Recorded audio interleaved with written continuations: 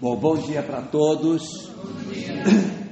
Prazer muito grande estar mais uma vez aqui na presença de todos e na possibilidade de vermos a atividade que a gente participou ainda há pouco da peça que a juventude produziu.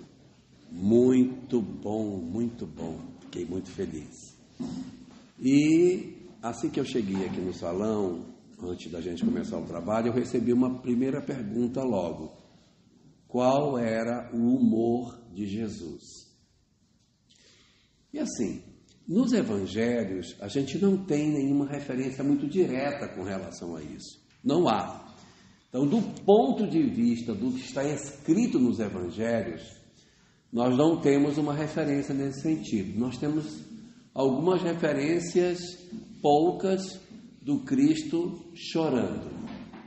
Nós temos o momento em que ele ressuscita Lázaro, ele chora. Quando ele, antes da crucificação, ora, ele também chora. Sua lágrima de sangue, né? Então tem aqueles momentos assim de mais contrição de Jesus. E a gente não possui um recurso muito grande dentro dos evangelhos. Algumas obras mediúnicas, elas falam que Jesus teria alguns momentos nos quais é citado nessas obras mediúnicas, no qual ele havia sido alguém que ria pouco, mas que tinha uma postura mais contrita. Só que informação mediúnica é sempre uma informação mediúnica. Se a gente bem lembrar, Kardec estruturou a doutrina em cima da universalidade dos ensinos dos Espíritos. Revelação feita por um médium só é uma informação que carece de outras confirmações. Pode ser o médium que for, o espírito que for, a gente tem que reunir outras informações assemelhadas para que a gente possa dizer, olha, isso aqui possui um alinhamento em termos de universalidade dos ensinos. Agora, nós encontramos na obra de Joana de Ângeles algumas informações muito interessantes e bastante razoáveis, no seguinte sentido. Todo aquele, isso está no livro 6 da série psicológica, Autodescobrimento, todo aquele que realiza um trabalho de autoconhecimento é, 2 pontos, gentil com as pessoas e não faz exigências. Então, se você tem alguém que tem uma certa elevação espiritual, o que você espera dessa pessoa? Que ela seja uma pessoa gentil com os outros, porque isso faz parte do processo de iluminação da criatura. Não é muito lógico que você tenha uma pessoa que se iluminou e que seja grosseira, que seja estúpida, que trate as pessoas com ignorância, que não consiga ter paciência com os outros. Olha, você me desculpa, eu estou muito iluminado para ficar conversando com você, com licença. Então, não é lógico. Então, ele deve ser gentil com as pessoas. E uma segunda característica bastante razoável, que Joana também coloca, é que ele não faz exigências. Pessoas que têm uma certa condição espiritual, não é esperado delas que fiquem, mas só tem esse café frio, não tem um café mais quentinho? Só tem café com açúcar, não tem sem açúcar? Se nós que somos imperfeitos, e a gente visita uma casa de um amigo, e a pessoa oferece uma coisa que a gente não come, a gente come, e não vai dizer, desculpa, não como isso. Então, quem faz exigências, e quem não é gentil com as pessoas, não possui as características daqueles que iniciaram um processo de iluminação. Levando isso para Jesus, a gente poderia concluir que, independente de sorrir muito ou sorrir pouco, chorar muito ou chorar pouco, a lógica nos aponta nessa direção. Era gentil com as pessoas e não fazia exigências. Isso a gente confirma no Evangelho de Lucas, capítulo 10, no encontro de Jesus na casa de Marta e Maria, quando Marta está preocupadíssima com as coisas, ele diz para ela o quê? Marta, Marta, andas preocupada com muitas coisas, mas só uma é importante. Ou seja, Larga a mão disso. Eu como qualquer coisa, Marta. Se tiver frio, se tiver quente, se não tiver, se tiver, tanto faz, esquece isso. Isso não é o mais importante. O mais importante é a mensagem, ou seja, não estou fazendo nenhuma exigência. E ao mesmo tempo, nas múltiplas oportunidades que ele teve de lidar com as pessoas, todo o trabalho de socorro que ele fazia a quem o procurava. Quando, por exemplo, ele vai andando em Jericó e o cego Bartimeu diz: filho de Davi, tem misericórdia de mim. Ele se volta, estava indo, ele volta, chega no cego e diz: o que tu queres que eu faça? E essa pergunta, o que tu queres que eu faça, foi muito recorrente durante toda a sua vida pública, em que ele dava atenção às pessoas, principalmente aos mais excluídos, principalmente aos mais rejeitados. E isso demonstra o quê? Gentileza. Então, na característica de Jesus, nós vamos encontrar esses dois atributos apontados por Joana. Primeiro deles, a capacidade de ser gentil com as pessoas, e dois, não fazer exigências. Jorge, essa pergunta eu acredito que você já deve ter recebido, porque é uma pergunta que sempre são questionadas no movimento espírita. Então vamos começar. A gente não sabe quem que enviou a pergunta, tá? Tenho percebido um movimento de afastamento das pessoas, principalmente de jovens, de todas as instituições religiosas, não só dos centros espíritas, sem que percam a religiosidade. Podemos encarar esse fenômeno como natural? E o futuro das religiões? Como Não, natural ele não é, ele pode ser comum, porque natural é aquilo que é conforme a lei de Deus. Comum é aquilo que acontece muito. Então, quando uma coisa acontece muito, mas ela não é conforme a lei de Deus, nós dizemos é comum. Natural é aquilo que obedece os ditames da lei de Deus, ou seja, que está em conformidade com a lei divina. E em conformidade com a lei divina não pode estar o nosso afastamento dos aspectos religiosos da vida. Sim, é verdade, nós estamos experimentando um processo progressivo de desinteresse das faixas etárias mais novas dos aspectos religiosos. Nós tivemos agora, recentemente, a divulgação dos dados do censo demográfico, em que foram apresentadas algumas informações, ainda preliminares, não é a informação completa ainda, mas o IBGE... Pega aquele livro ali para eu botar em cima. O IBGE já publicou as informações preliminares. Por que preliminares? Porque só fala assim, os protestantes, mas não fala a Assembleia de Deus, não fala os testemunhos, não abriu ainda, então isso ainda é preliminar, já vai ser mais detalhado à frente. Falo isso porque sou do IBGE, então posso falar com conhecimento de causa. Então, assim, há, de fato, um fenômeno de desinteresse das idades mais novas com relação à questão da religião. Nós tivemos no censo passado um percentual de 8% de pessoas que se apresentavam como sem religião. 8%. E agora deu 9,3%. Então nós crescemos 1,3% em cima de 8%. Então é um número grande, não é? Sei lá, aproximadamente 15% de crescimento desse fenômeno. E eu também me dei ao trabalho de fazer uma análise dos sem religião ao longo dos últimos censos. Eu tomei os últimos 3 censos para analisar o comportamento e, de fato, esse fenômeno ele está crescendo a cada censo que se faz. Na mesma faixa etária, eu tenho um percentual maior de pessoas sem religião, ou seja, está havendo um afastamento da criatura humana em relação à fé. De onde vem isso? Qual a razão disso?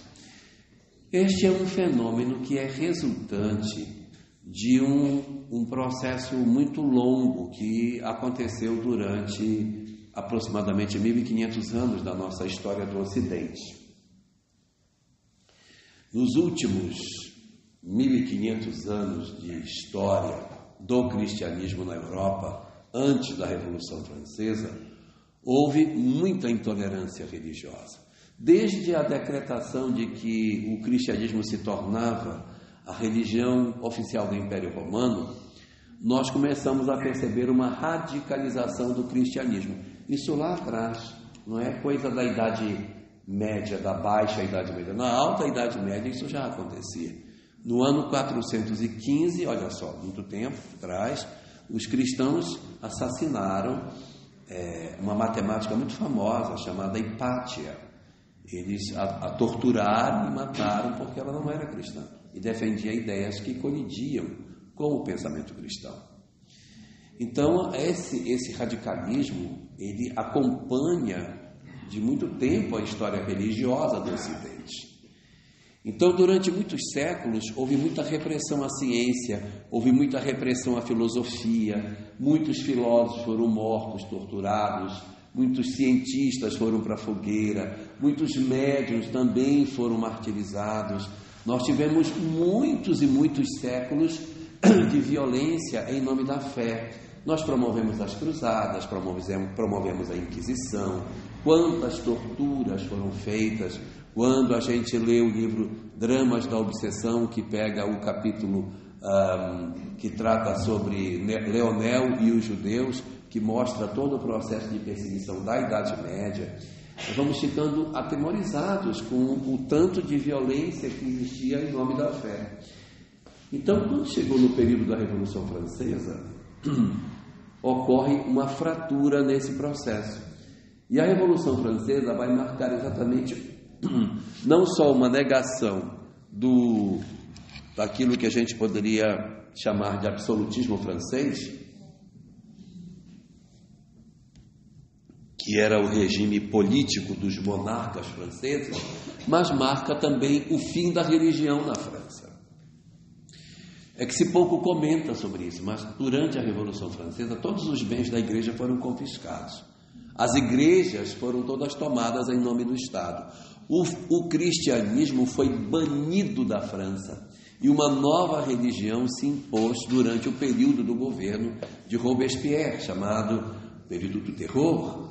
Nesse período, uma nova religião chamada culto à razão foi estabelecida dentro da França e a Catedral de Notre-Dame mudou de nome para ser a Catedral do Culto à Razão, aonde se apresentavam as discussões da lógica, do raciocínio e não mais os pensamentos religiosos. Desde esse período houve um recuo da compreensão do homem sobre a questão da fé. E no ano de 1804 nós tivemos o nascimento de um grande pensador alemão chamado Ludwig Feuerbach. Ludwig Feuerbach foi o precursor de todas as ideias de destruição da fé. Ele observa a religião de sua época e diz que ela é um grande problema para a humanidade.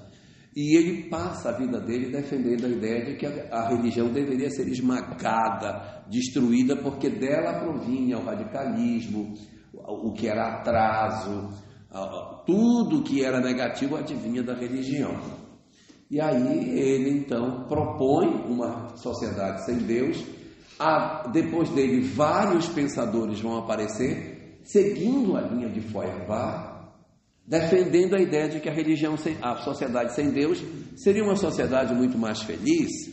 E ele então apresenta a proposta de que a gente abandonasse a religião. Ele faz 2 livros importantes, um criticando a religião e outro mais à frente, no qual ele critica o cristianismo mais diretamente. Ele vai ser uma pessoa muito importante nesse cenário. E no livro A Libertação do Sofrimento, de Joana de Ângeles, que não faz parte da série psicológica, nesse livro, no 2º capítulo, ela comenta sobre esse movimento e ela diz o seguinte: eles não estavam errados se eles combatessem o fanatismo religioso, Mas eles não combateram o fanatismo religioso, que esse sim é pernicioso. Eles combateram o fanatismo, mas combateram também a religião, impedindo que a religião se manifestasse. O que, de certa maneira, é negativo, mas não é desesperador. O problema, Débora, é que eles combateram o fanatismo, tá certo? A religião está mais ou menos certo, porque sem religião a gente até vive, mas eles combateram também a espiritualidade. Aí foi o problema, porque eles criaram uma proposta na qual não tem religião e não tem nada de espiritual no mundo.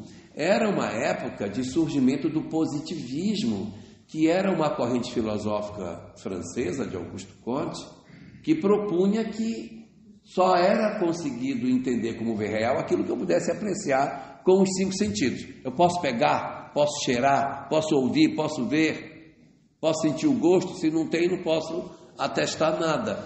Por isso que as manifestações mediúnicas do século XIX são fundamentalmente a materialização, para ser uma resposta ao positivismo de Comte, mostrando que sim, eu posso apreciar com os meus 5 sentidos o fenômeno da existência da imortalidade. Então, nós vamos encontrar ali um afastamento do homem em relação à Terra. Da Revolução Francesa para cá, da Revolução Francesa para os dias de hoje, houve uma libertação da ciência e da filosofia. A filosofia pôde questionar a existência de Deus, pôde questionar as religiões, e a ciência também. E a partir daí, dentro das academias, e eu não estou falando mal delas, estou falando uma coisa que é real, as academias têm aversão a tudo aquilo que é espiritual. Por que tem aversão ao que é espiritual? Pelos 1500 anos de sofrimento que eles tiveram. A ciência, a bem da verdade, tem medo da religião, porque sabe que já foi escrava dela durante 1500 anos, que queimou seus cientistas. Então hoje que ela está dando as cartas, ela procura fazer tudo para cauterizar a possibilidade de que a religião volte a dar as cartas no Ocidente. E aí, se você entrar numa faculdade, você vai perceber claramente que os professores têm um viés profundamente ateísta, nihilista. Não, isso não existe, tem na cabeça de vocês. Mas o que está por trás desse pensamento? Medo. Medo de que a religião reassuma o comando do pensamento humano. E havia dentro disso uma proposta de que a sociedade sem Deus seria uma sociedade mais feliz. Não aconteceu.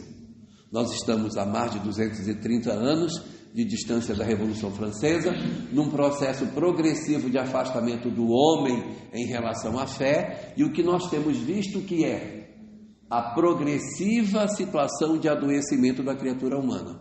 Nunca tivemos tanto suicídio, tanta depressão, tanta ansiedade, tanta síndrome do pânico, tantos transtornos emocionais, tanto desamor, tanto ódio, tanta violência, tanto desequilíbrio como hoje. Então, assim, a religião, ela tinha 2 camadas. Uma camada onde estavam os sacerdotes, que esses poderiam estar se beneficiando da religião. Mas embaixo da camada dos sacerdotes havia a grande população que se beneficiava da fé. Quando dizia assim, não choveu, mas Deus vai mandar, vamos ter fé que Deus vai mandar a chuva. E isso fazia com que a gente suportasse a guerra, a chuva, a pandemia, a seca, as dificuldades todas, porque Deus estava no controle de todas as coisas. Quando Deus foi sequestrado e aprisionado pelo pensamento materialista do Ocidente, nós tivemos, consequentemente, uma sociedade muito mais infeliz. Nossa sociedade hoje, ela é muito mais adoecida do que a anterior. Então é assim, a sociedade religiosa do século XVIII, ela era adoecida pelo fanatismo religioso, cheia de problemas, cheia de tabus, cheia de hipocrisias, cheia de mentiras. Ela era muito doente, mas ela tinha dentro dessa doença uns instrumentos de cura que era a possibilidade dela conseguir ter fé para resistir aos seus momentos ruins. Isso foi quebrado. Passamos para uma outra sociedade de hoje, muito doente, uma sociedade que não tem Deus, uma sociedade que se afastou da religião e que está liberta dos preconceitos, ela é muito mais autêntica, ela é muito mais verdadeira, as pessoas puderam assumir a sua sexualidade de uma maneira mais tranquila, as famílias conseguiram ter uma relação mais verdadeira entre si, mas também é muito doente, também está muito doente, também está muito perturbado. Olha, eu digo para vocês que não tem ninguém da minha idade, então eu vou ter que falar porque ninguém aqui tem 100 anos. Na minha época de escola, eu não conheci um colega, um amigo de escola que tivesse feito automutilação. Não conheci ninguém que se automutilasse. Não tinha ninguém que era depressivo na minha escola, que dizia assim: fulano não veio para aula. Por que não veio para aula? Porque está muito mal, está numa crise de ansiedade terrível e não vai poder ir. Não existia, a gente ia por quê? Ia porque tinha que ir mesmo. Acordava de manhã, ninguém se questionava: mamãe, acho que eu não vou para aula hoje. Não, acordava de manhã, tomava banho e ia para aula. A regra é essa, não existe outra alternativa. A alternativa é ir, e ponto. E não é que fosse assim, você vai, era natural. Você acordou de manhã, como que você vai ficar em casa? Não, porque eu estou me sentindo muito bem, estou meio assim, vou ficar. Eu não tive nenhuma notícia durante toda a minha vida de estudante de nenhum colega que tenha se suicidado. Ninguém. Nada. Hoje é uma quantidade muito grande. Olha, acreditem em mim, naquela época a gente apontava o lápis com gilete. A gente levava o gilete para a escola e apontava o lápis, assim, bem no cantinho da sala. Experimente levar uma gilete. Não experimente. Não experimente. Mas como tudo mudou.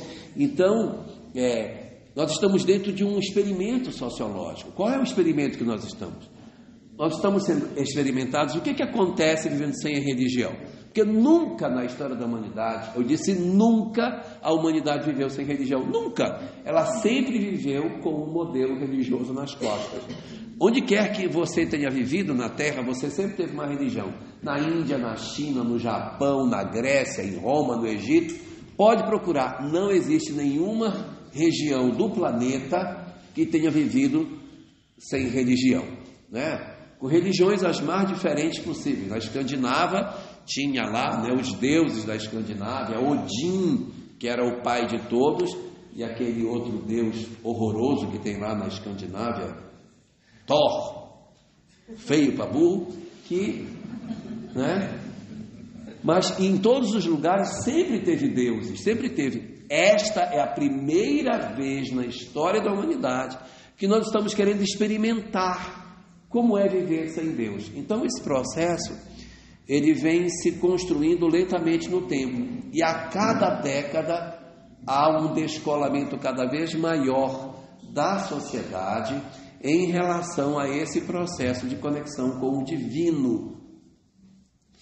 E aí você vai experimentar, por exemplo, na Europa, aonde está acontecendo hoje um fenômeno muito grave por conta do ateísmo, um fenômeno chamado suicídio assistido. Vocês já viram?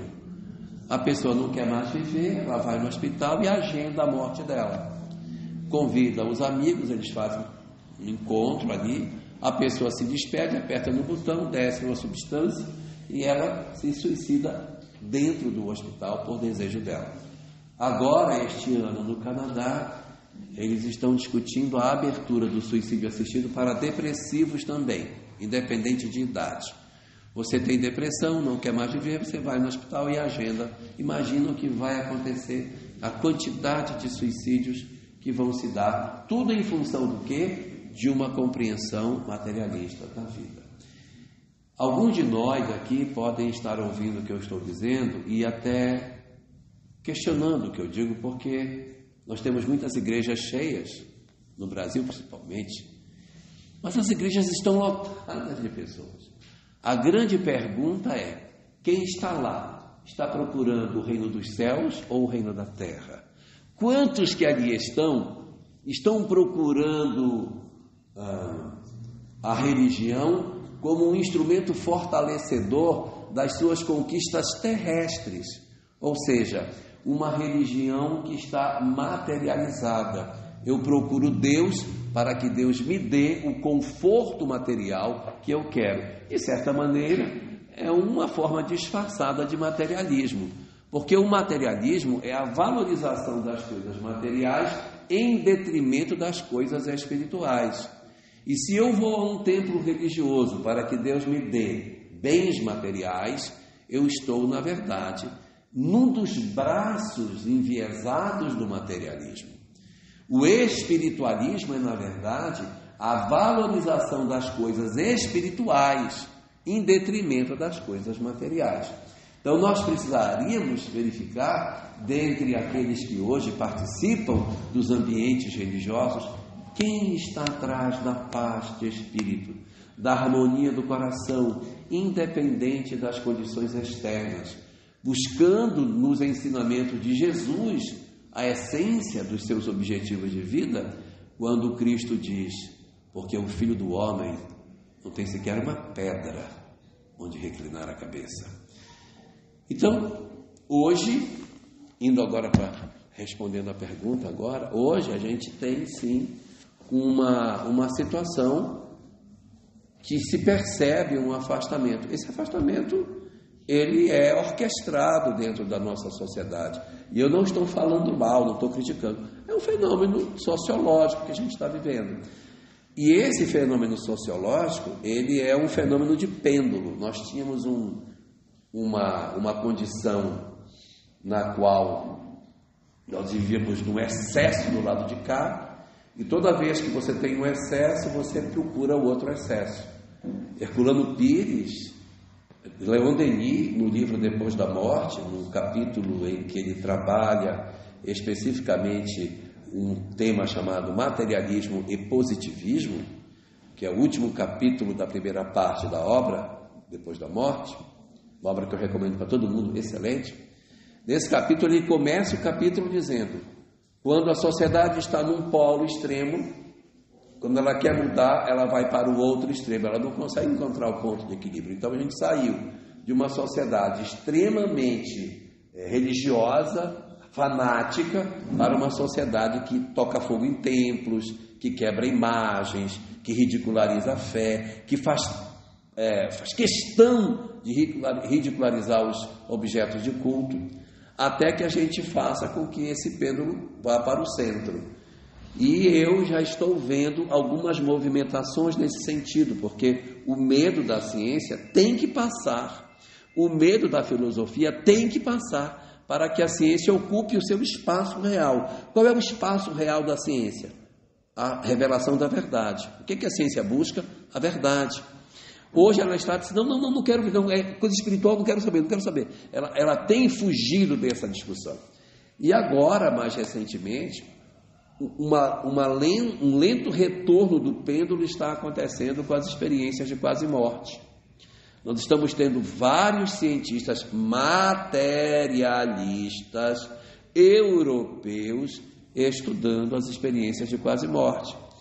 E eles estão estudando e comentando: olha, o sujeito apresenta uma memória de uma coisa que ele não poderia ter, porque ele estava morto.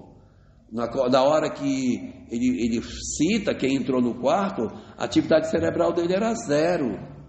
Então é muito estranho que ele tenha citado isso. Eu sei que eu estou me estendendo na resposta. Eu quero só contar um casinho rapidinho. O Alexander Moreira, que é um brasileiro, que é um dos grandes pesquisadores do mundo sobre a questão dos experiências de quase morte, produziu uma obra muito boa recentemente sobre isso, em companhia com outros pesquisadores que não são brasileiros. E lá tem um caso muito legal, que eu vou contar para vocês. O sujeito sofreu um acidente e os paramédicos foram chamados para socorrê-lo. Chegaram lá, o cara estava no asfalto, morto. E os paramédicos tentaram reanimá-lo, mas o cara estava sem vida. Pupila não reage, coração parou, não tem respiração. Aí eles pegam o cara morto e carregam para dentro da ambulância, porque dentro da ambulância tem mais recursos que no asfalto. Eles catam o sujeito do asfalto, morto, levam para dentro da ambulância e lá eles pegam um instrumento que é o desfibrilador, que é um elemento importante para fazer um choque no coração, ver se ele desperta. Então eles colocam o sujeito lá e tem que entubar a pessoa, só que a cânula para passar estava difícil e os caras conseguiram passar a cânula, deram um jeito lá e enfiaram a cânula no sujeito, ligaram o oxigênio nele para não ficar fazendo respiração boca a boca, jogam o oxigênio no cara, pegaram o desfibrilador e o cara voltou, o morto voltou, aí levaram o rapaz para o hospital para que ele então estabilizasse. No dia seguinte, o mesmo paramédico que atendeu a pessoa no asfalto foi no quarto ver o paciente. Aí o paciente já estava melhor, disse: eu quero falar com você. Aí disse: pois não, diga. Se foi você que me atendeu ontem quando eu passei mal, né? Disse: como é que o senhor sabe? Só porque eu lhe vi me socorrendo. Disse: o senhor estava morto. Disse: não, mas eu vi que era você. Disse: não pode, o senhor estava morto. Pois é, mas deixa eu falar para você. É o seguinte, na hora que você foi passar a cânula, não estava conseguindo, você tirou minha dentadura e botou na segunda gaveta do armário da ambulância. E você não tirou, eu estou sem dente. Eu queria pedir para você para pegar a minha dentadura lá. E o cara disse: o senhor não pode lembrar disso. O senhor não pode lembrar porque o senhor estava morto. Então, a grande discussão da medicina hoje é onde fica a memória. Porque se o cérebro não tem atividade, está em algum lugar. E o que é pior, ele vê do lado de fora. Aí como é que vai explicar isso? Ele não vê assim, ele vê como se fosse uma terceira pessoa vendo alguém tratando o corpo.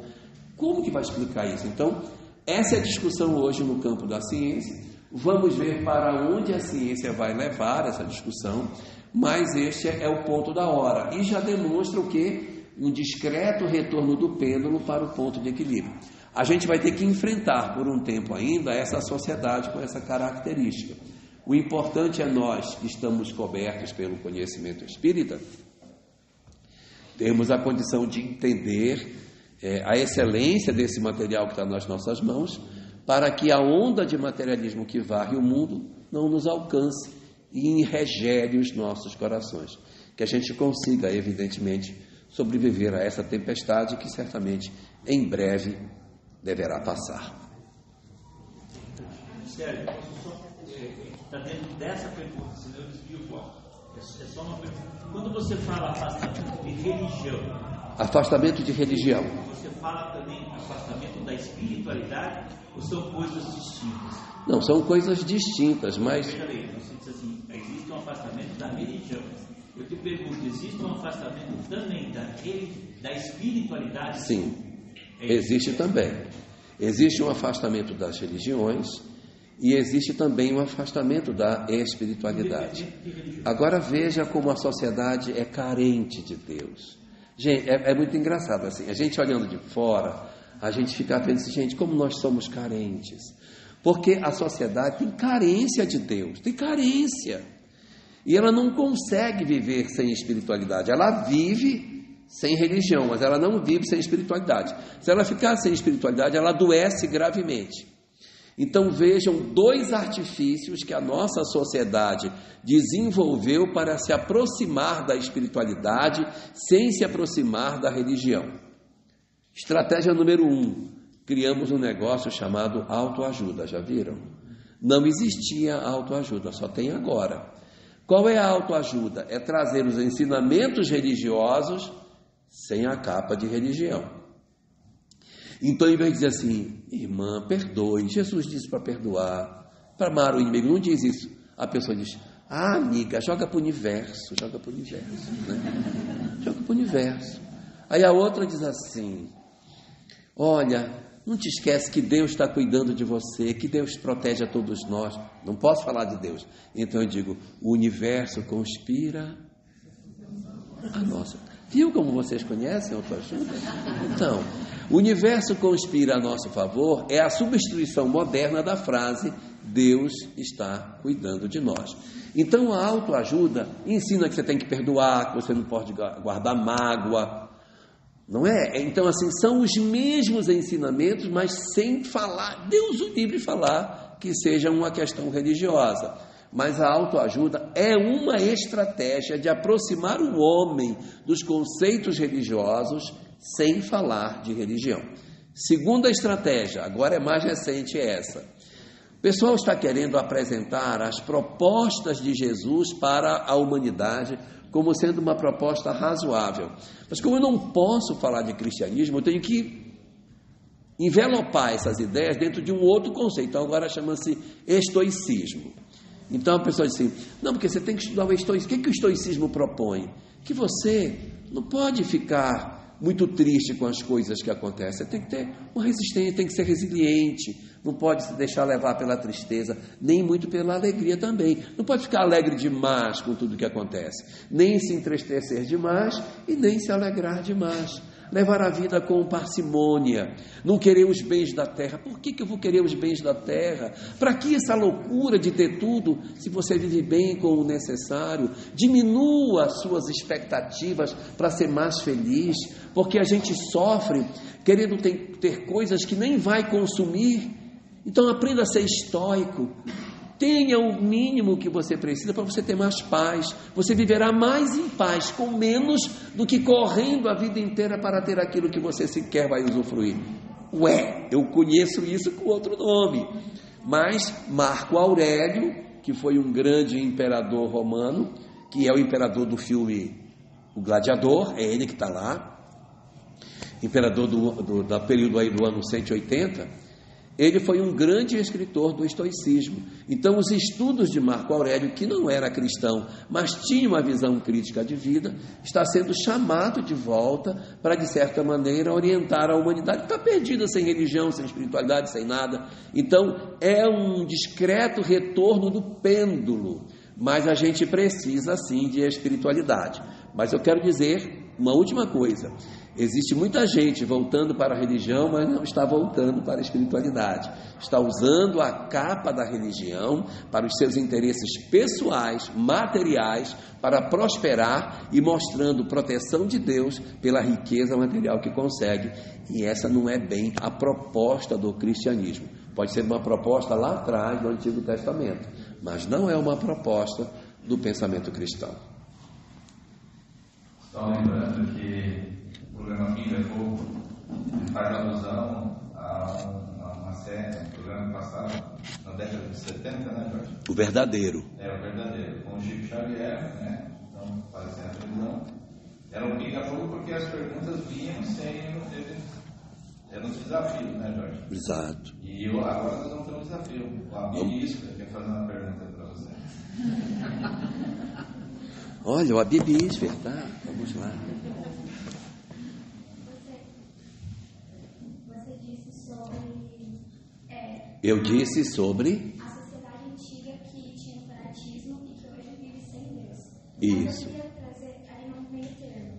O jovem que está dentro da religião, mas que ainda se questiona.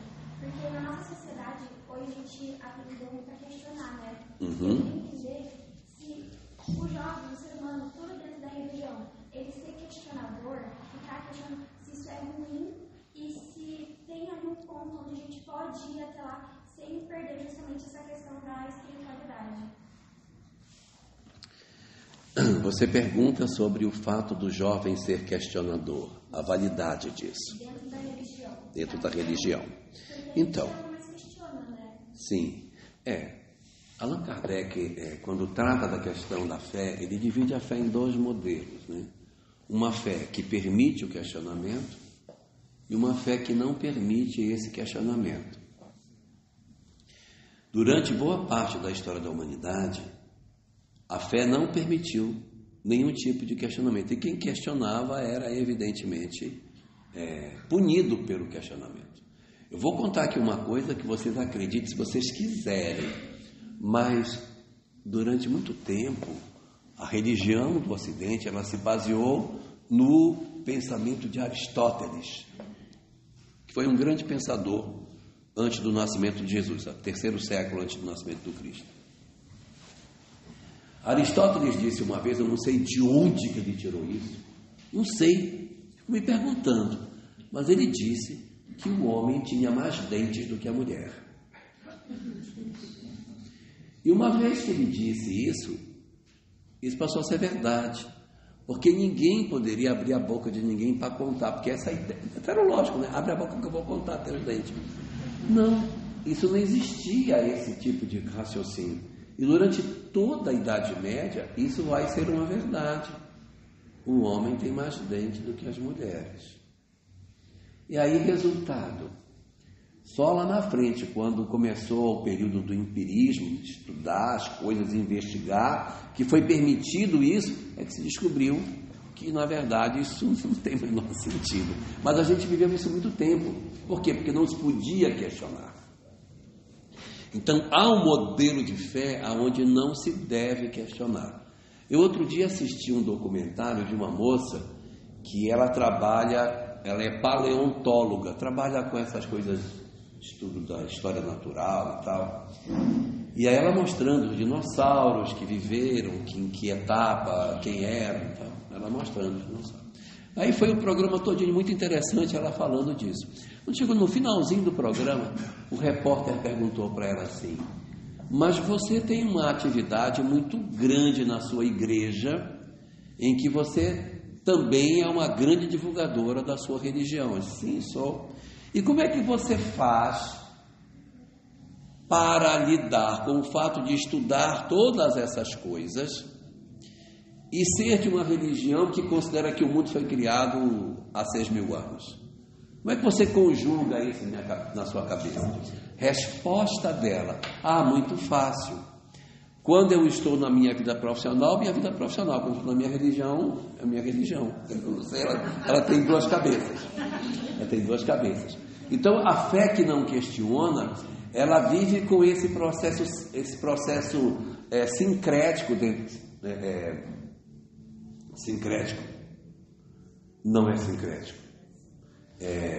É um processo em que você tem as várias ideias juntas, né? Você convive com várias ideologias sem grandes conflitos.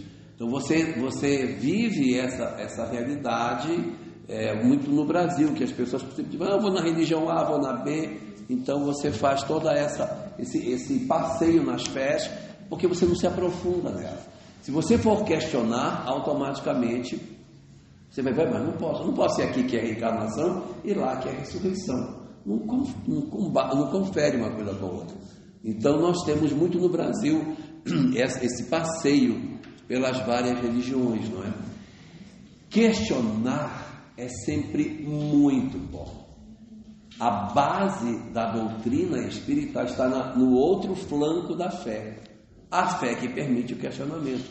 O que é o Livro dos Espíritos, senão uma sequência de 1018 questionamentos? E alguns que Kardec vai e aí pergunta, ele vai, não, mas e por que isso? Então, questionar é sempre muito bom. O sabor da doutrina espírita está no questionamento que se faz. No Livro dos Médiuns, existe um momento em que Allan Kardec trata sobre isso, é o seguinte: os bons espíritos não se incomodam de serem questionados. Eles gostam. Os espíritos gostam do questionamento, porque isso constrói uma convicção muito maior. O grande sabor de uma juventude espírita é você poder ir para um local e dizer assim, mas eu não concordo com isso aí. Não, eu acho que está errado. Por quê? E a gente poder discutir, aprofundar, né, Débora? Aí senta aqui aí eu digo, não acho que seja assim. Você não concorda? Não. Então vamos procurar ver, vamos procurar uma resposta para isso. Isso é que é legal, do que alguém chegar e dizer, olha, o que está posto, não pode questionar. Porque se for assim, a gente vai voltar para o outro flanco das religiões que não permitem o questionamento. Então, respondendo a sua pergunta, questionar é muito bom, é o que faz o grupo ser saudável. E aí vou aproveitar e fazer um comentário para quem trabalha com a juventude aqui.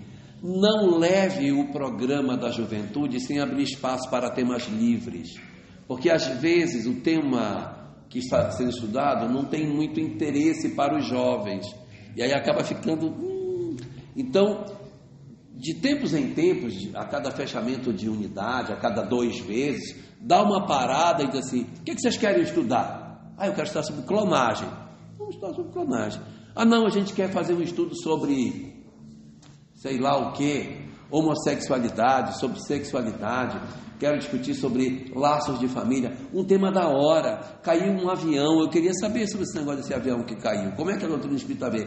E a gente está discutindo sobre perispírito, sobre Moisés que estava numa cestinha e tal. Então vamos discutir. É importante ter paradas para que a gente discuta os temas da hora e a gente consiga colocar os questionamentos, buscar a literatura, se aprofundar, porque é isso que faz o sangue nas veias de uma juventude espírita. Saber que ali é um local de debate, de discussão, de aprofundamento de conteúdos para que essa doutrina faça sentido nas nossas vidas. A doutrina a fé que não questiona, ela é muito perigosa porque ela nos leva a termos preconceitos e radicalismo. Kardec tem uma frase no início da Gênese que diz assim: fé inabalável somente aquela que pode encarar a razão face a face em todas as épocas da humanidade. Jorge. Tem uma bem aqui, ó.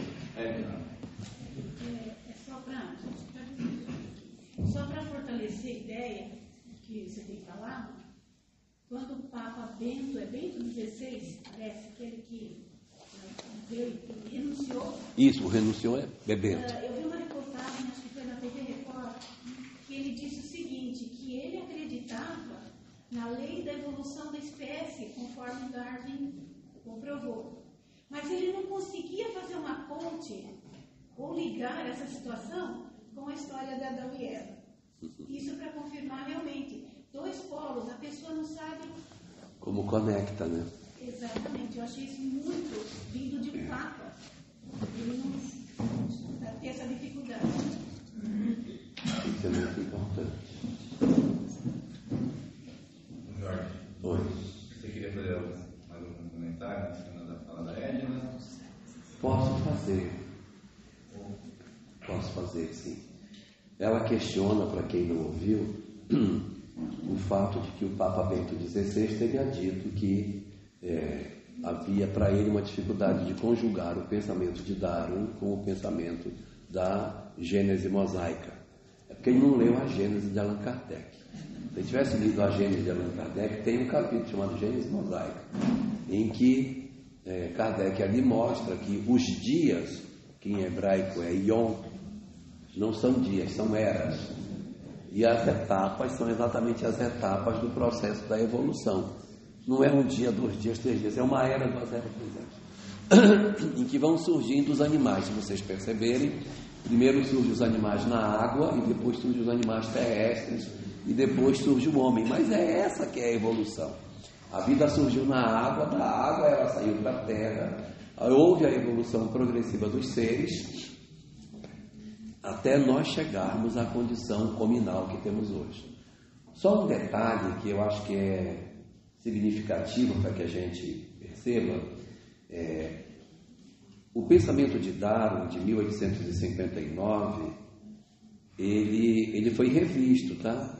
Em 1900 ele foi revisto por um estudioso belga chamado Hugo de Vries. Por quê? Porque o pensamento de Darwin dizia o seguinte: os seres evoluem milimetricamente. Milimetricamente eles vão se transformando de uns nos outros até chegar no outro ser. Só que ele nunca conseguiu provar que eles evoluíam milimetricamente, porque quando ele estudava os fósseis, havia saltos na evolução. E ele ficava louco, porque ele dizia: olha, eu queria encontrar toda a cadeia evolutiva, mas tem uns elos dessa cadeia que se perderam, os chamados elos perdidos. Darwin queria que a evolução fosse assim, bem miudinha, sabe? Até chegar no outro ser. Não deu. E ele dizia o seguinte: olha, a teoria é essa, a evolução é assim, os elos estão perdidos, mas no futuro os elos vão ser encontrados e a gente vai conseguir fazer a cadeia certinha da evolução. Nunca apareceram os elos. E quando foi em 1900, num período bem posterior a Darwin, porque Darwin, em 1859, fez um trabalho magnífico, porque ele não conhecia a genética. A genética foi surgida no planeta em 1880, quando Mendel fez aquele experimento com as ervilhas, bem depois de Darwin, bem depois de Kardec, que também não conheceu a genética. Então, em 1900, Hugo de Vries teve a possibilidade de pegar o conhecimento de Darwin e fazer uma atualização desse saber dentro da visão do processo de transformação das espécies. E ele descobriu o quê? Que havia um fenômeno chamado mutacionismo, que era a mola propulsora da evolução. Segundo Hugo de Vries, os eros perdidos realmente não existiam. Eu tenho um animal aqui e de repente esse animal tem um filho que vem com um negócio que nem o pai nem a mãe tinham. Como pode? Se ele é meu filho, ele tinha que herdar geneticamente a minha característica. Mas Hugo de Vries diz, o que aconteceu é que houve uma mutação no genoma desse ser. E ele apresentou uma característica que seus pais não tinham. No processo da embriogênese, houve uma mudança no DNA. E quando teve essa mudança pequenininha, mudou a cor do olho, mudou a cor da pele, mudou o tipo de cabelo, mudou a estatura, mudou a posição do polegar em relação aos outros dedos da mão. E em saltos que não são grandes, mas são significativos, a evolução foi dando pequeninos saltos, de tal sorte que não existe uma cadeia. São elos que não estão conectados mesmo. A evolução, ela se dá aos saltos, não é como Darwin havia proposto. Então nós ficamos com duas teorias. A teoria de Darwin, que diz que a evolução é um contínuo, o que é bem lógico, porque a natureza não dá saltos, mas nunca se achou. E Hugo de Vries, que dizia que a evolução se dá em pequeninos saltos. Quem está certo? Temos uma obra chamada Evolução em Dois Mundos que tem a resposta. Quem está certo? Os dois. A evolução é em dois mundos, ela é aqui e lá. Então o que André Luiz diz?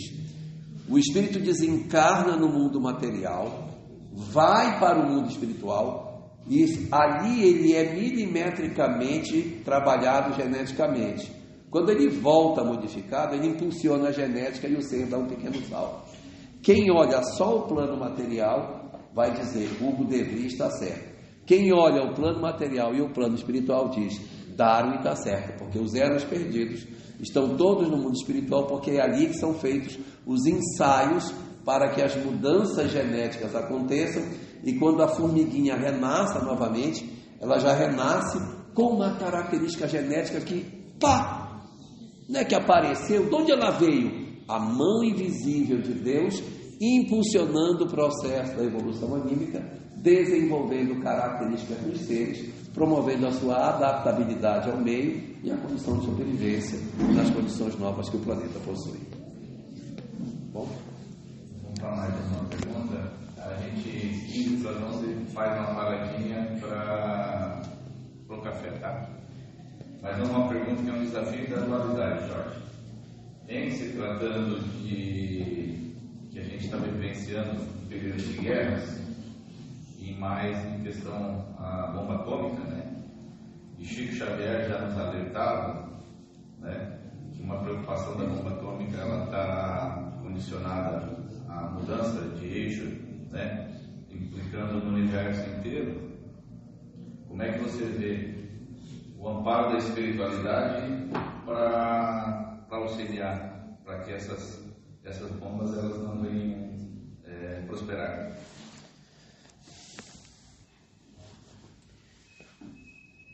As bombas atômicas, elas existem desde a Segunda Guerra Mundial.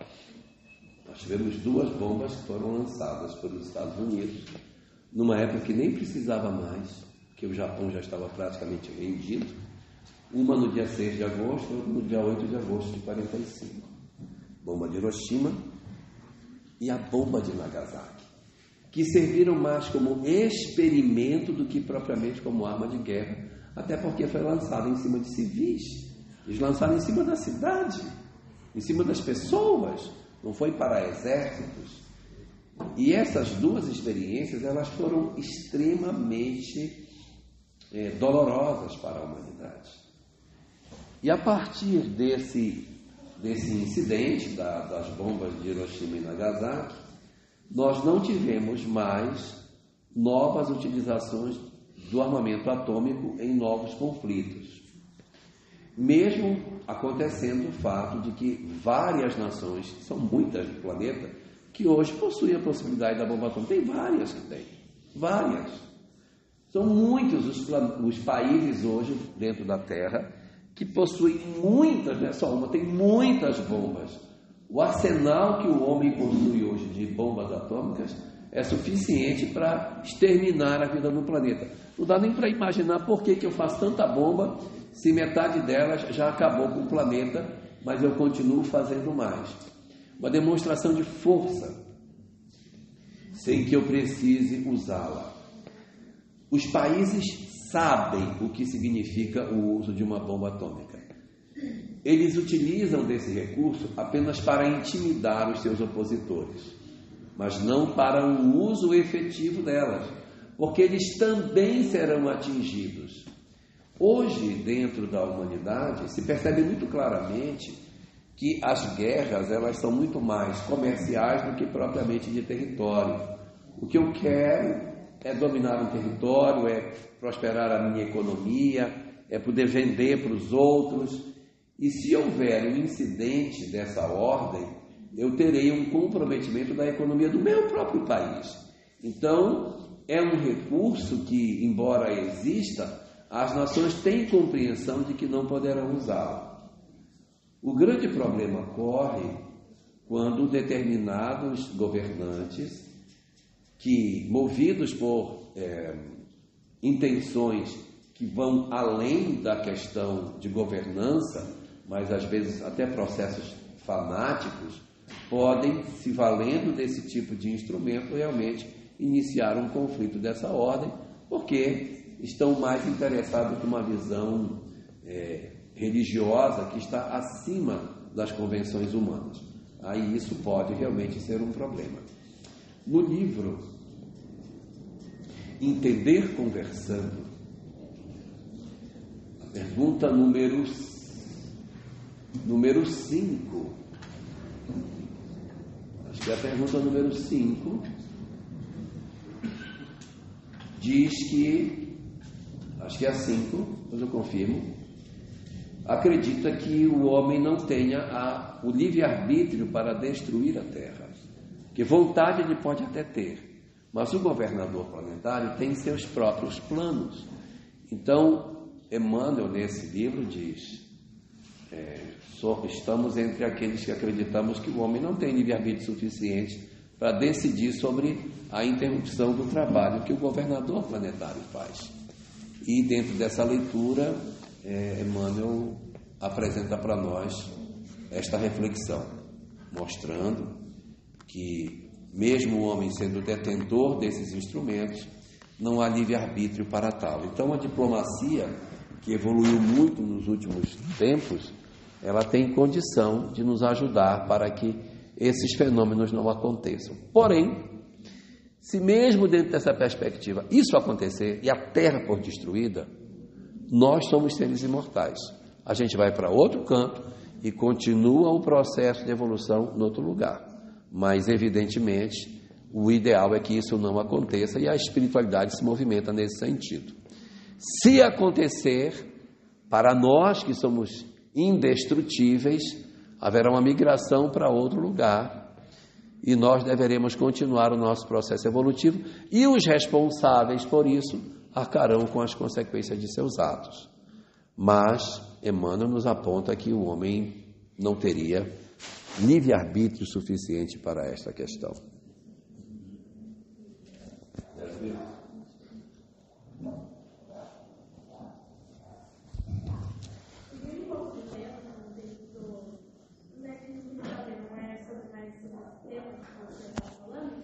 Em questão Mais alto. Em questão à vida depois da morte, quantas mais encarnações a gente ainda vai ter? E outra pergunta também, a gente viveu em todas as épocas, como os livros de história, por exemplo? Vamos falar primeiro do passado. Não, nós não vivemos em todas as épocas da história, porque o tempo entre duas encarnações sucessivas é um tempo que varia muito de espírito para espírito. Se eu for imaginar que eu voltei, porque assim, naquela época o tempo de encarnação era menor. Uma pessoa de 40 anos já era uma pessoa acabada, né? Outro dia eu estava em casa conversando com a Sâmia. Nosso filho estudava aqui em Curitiba e a gente não morava aqui, morava em Porto Velho. E eu disse para ela assim: olha, Sâmia, a gente pode facilitar as coisas contratando uma pessoa para ficar lá com ele, uma empregada, né? A gente contrata aí uma senhorinha de uns 50 anos para dar uma ajuda lá. Ela me olhou e disse: muito obrigado, viu? Eu nem me dei conta que ela já tinha 50, né? Então é assim, a gente tem aquele conceito de que uma mulher de 50 anos era uma mulher coitadinha. Hoje uma mulher de 50 anos está poderosíssima, mas no passado o tempo de expectativa de vida era muito menor. Não tinha antibiótico, não tinha remédio, não tinha as condições de saúde que temos hoje. A gente vivia bem menos, então a gente vivia menos tempo, então passava tempos lá e voltava. Dava para no intervalo de um século até voltar, porque vivia 30, 40, passava 60 lá vem a criatura de volta. Mas veja bem, se eu encarno no determinado local, eu não estou no outro, não tenho como estar na França e estar na China. Então, se eu participei da história da China, eu não participei da história da França. Se eu estava na Alemanha, eu não vivia a história da Inglaterra.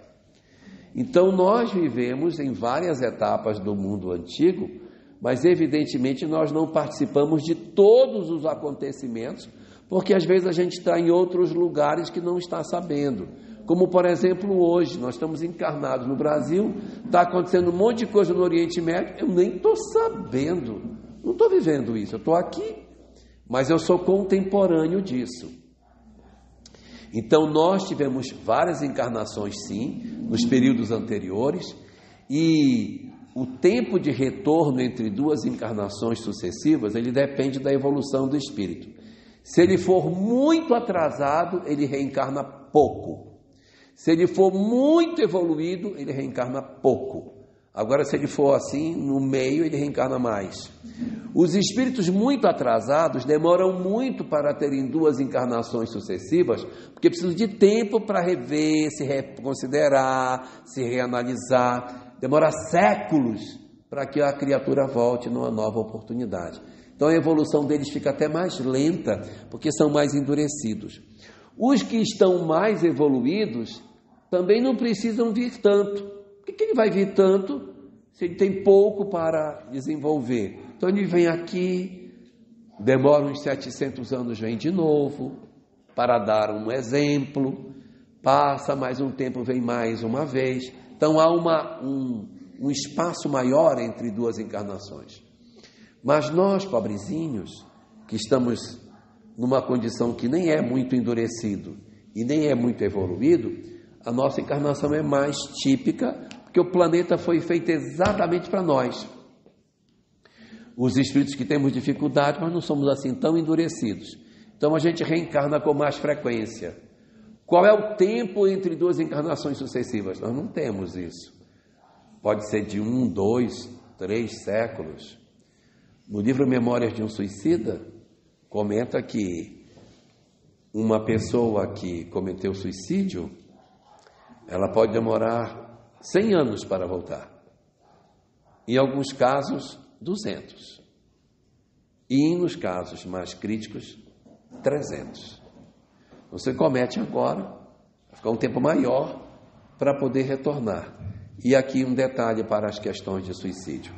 Volta, vai ter condição de se recuperar, porque todos teremos condição, com um detalhe.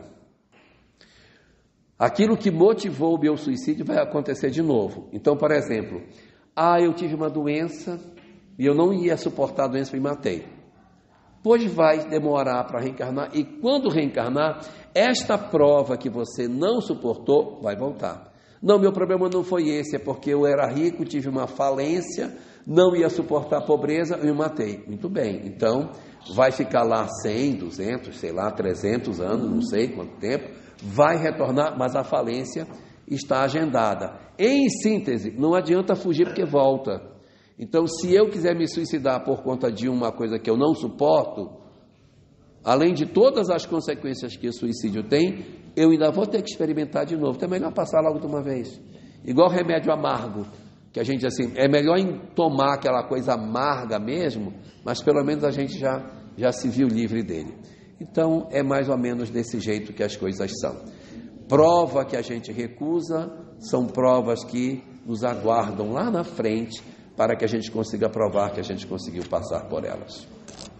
Vamos ver se a gente consegue mais uma pergunta antes do café. Senhorita Dalva. Nós tivemos uma discussão no nosso grupo de estudo que foi referente àquela passagem de Jesus, quando ele entra no templo. Sim. Ele fica indignado pelas pessoas estarem fazendo comércio. Sim. Né? E aí no grupo ficou aquela discussão. Jesus teria esse impulso de ir quebrar as coisas, não teria, se ele reagiria dessa forma tão autoritária e tão assim, impossível, né? Foi feito um esclarecimento, mas ele talvez não tenha convencido todo mundo. Será que você poderia nos dizer sobre aquele momento em que ele chega, derruba as mesas, assim, solta os animais, como que seria, se realmente foi... E vira a mesa dos cambistas. Isso, se foi aquele impulso ou se não foi, porque aquilo não é condizente com a cultura dele, né? Então eu gostaria que você pudesse dar um esclarecimento, assim, se tiver como, né? No livro O Espírito e o Tempo, de Herculano Pires, na página 104, ele diz o seguinte: a doutrina espírita respeita as escrituras, mas a elas não se escraviza. Nós não podemos nos escravizar aos textos religiosos, considerando que todas as questões que ali estão precisam ser consideradas como se elas fossem espíritas. Alguns companheiros, na tentativa de validar as suas crenças, querem converter os textos religiosos a textos espíritas. E quando o texto não se converte, eles torturam o versículo até que ele confesse que ele é espírita. Enquanto o versículo não confessa que ele se converteu, eles ficam torturando o pobrezinho. Você já deve ter visto um versículo que existe na carta de Paulo, em que ele diz assim: não é conveniente que a mulher pergunte na igreja. Se ela tiver dúvida, que ela pergunte em casa a seu marido. Não é lindo isso? Mas tão bonito. Então, alguns companheiros, querendo justificar esse versículo, dizem assim: não, mas o feminino aqui não é a mulher, é o aspecto feminino da criatura, que é mais intimista. Então, essa fração feminina do ser precisa ser recolhida no interior do lar, para as suas reflexões. Não é não, ele está dizendo que mulher, M-U-M-U-L-H-E-R, mulher não deve falar na igreja.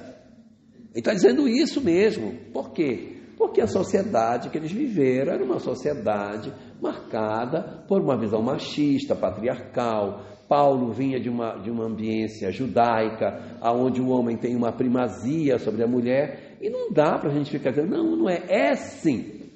É sim, o que ele disse é isso mesmo, e não adianta a gente querer forçar o versículo para que ele se encaixe nas verdades espíritas.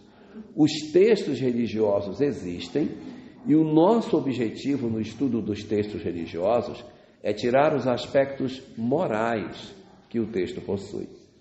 E nós temos realmente esse incidente no qual Jesus expulsa os vendilhões do templo.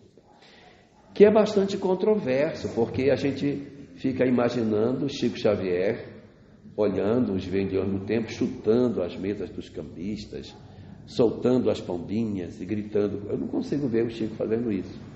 Não consigo ver Francisco de Assis chutando mesa de cambista, jogando moedas. É difícil imaginar que o Cristo planetário teve um dia de fúria, porque evidentemente a característica de um Cristo planetário é de uma serenidade impressionante. Mas o texto está lá. O que pode ter acontecido? Jesus não andava sozinho, andava cercado por uma turma muito arredia, principalmente os zelotes, que estavam loucos para fazer uma inflamação da sociedade. Os zelotes eram um partido político da época de Jesus que queria matar os romanos, tinha ódio dos romanos, tinha ódio de tudo aquilo que pervertia a sociedade judaica. E eles então, Barrabás era um líder dos zelotes também. Jesus teve um discípulo que era Simão, o zelote, o que mostra que ele não estava tão distante assim dos zelotes. O ninho dos zelotes era a Galileia. Durante o primeiro século, 7 levantes foram feitos pelos zelotes na tentativa de libertar Israel do jugo romano. Impossível aquelas cidades tão pequenas não terem tido uma presença dos zelotes bem perto de Jesus, que questionava os sacerdotes da época. Então, na medida em que o Cristo, naquela semana, que é chamada de Semana Santa, visita o templo de Jerusalém, que estava se preparando para a Páscoa, cheia de vendedores, ele certamente deve ter dito: não façais da casa de meu pai covil de salteadores. E a galera em volta dele disse o quê? É isso mesmo! Quem segura a massa enfurecida? Alguém segura? Uma vez que o primeiro chutou, meu amigo, aquilo virou um zezéu, uma confusão dos infernos, moeda caindo, pombinha sendo solta, porque os zelotes, eles eram assim. Os sacerdotes assistindo o incidente dizem o quê? Foi Jesus que provocou aquele. E não está errado. Foi ele que provocou, porque ele foi lá e ele disse, e os caras pegaram corda e... Então, o que alguns estudiosos levantam sobre esta passagem dos evangelhos é que, na verdade, não o Cristo tenha realizado isso, mas os que estavam no entorno dele, o que fica bastante razoável, porque é difícil imaginar Jesus tendo esse tipo de comportamento. As nossas referências morais, elas estão dentro daquilo que a gente poderia chamar as leis morais do Livro dos Espíritos. E não cabe ali esse tipo de comportamento. É como nós querermos, por exemplo, nos abraçar com o Antigo Testamento e dizer assim: não, Israel está certo, tinha que matar todo mundo, porque o Deus de Israel mandava matar tudo que tivesse fôlego dos outros povos. Então até as criações eram mortas. Eles invadiam as aldeias, matavam os homens, as mulheres, as crianças e tudo que tinha fôlego. Então os animais também eram mortos, porque Deus determinou que fosse assim. Aí eu vou dizer: tá certo, matar mesmo. Como que eu vou me abraçar com uma proposta dessa natureza?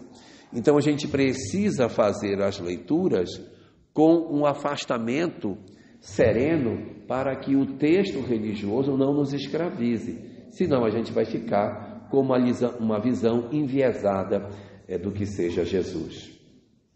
É como, por exemplo, nós observarmos outras passagens que também existem na Bíblia, principalmente no Antigo Testamento, que associam Deus a uma figura violenta, cruel, despótica, que não combina com a compreensão que nós temos. Qual é a conclusão?